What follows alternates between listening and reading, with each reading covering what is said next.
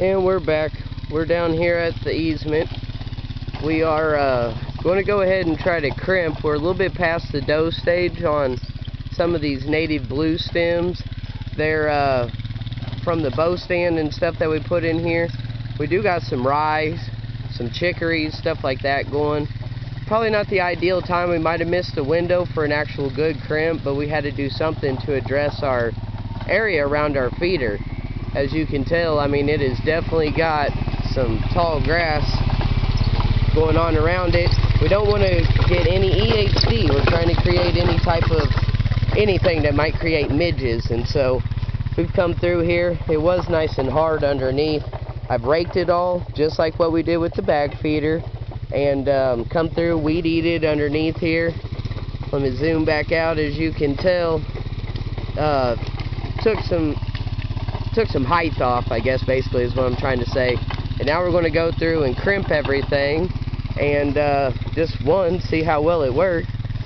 As you can see, I mean, it's doing a pretty darn good job. Get over here on some tall stuff, kind of get the dirt to my back, or the sun to my back over here in the shade. You can kind of see the job that it's doing. I mean, it is doing a really good job. So just really looking forward to this fall whenever it's put to use the real way. This is what Justin made. So anyhow, if you're interested in it, you know, like, share, subscribe, but you can also comment as well, you know, and ask us questions. How did you build that? Why did you build it? You know, those type of things. That's kind of what I'm doing this channel for, is to help people out. I think as we start getting some hunting videos and stuff like that, I think that, you know, people kind of see that we kind of know what we're doing, and maybe, you know, start getting some more followers.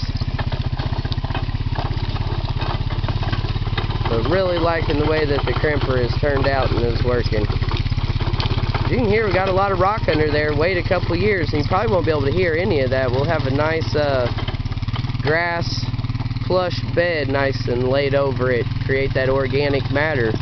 Start building up on top of that rock. We got a lot of it down here. These southern Missouri counties are just loaded with rock.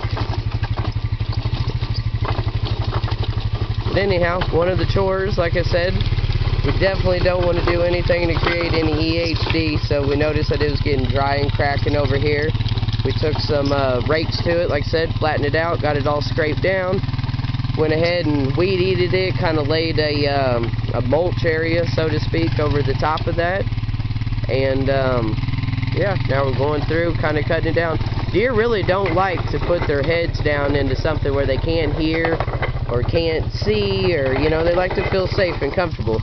So when it got this tall, we felt like we needed to do something. We needed to address it somehow, some way. So anyhow, we decided to put our crimper to use, and this is it. Pretty awesome. This is all DIY.